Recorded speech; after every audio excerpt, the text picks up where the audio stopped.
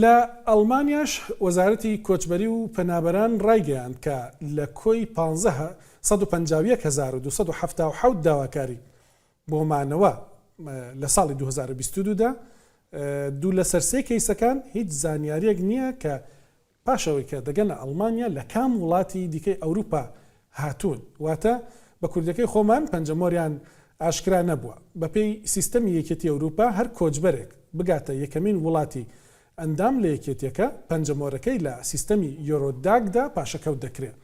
بۆ یە کاتێک دەچێتە وڵاتێکی دیکە پەنجەمۆرەکەی ئاشکرا دەبێ و لە زۆربەی حاڵەتەکاندا دەنێردرێتەوە ئەو وڵاتەی کە لێوە هاتووە.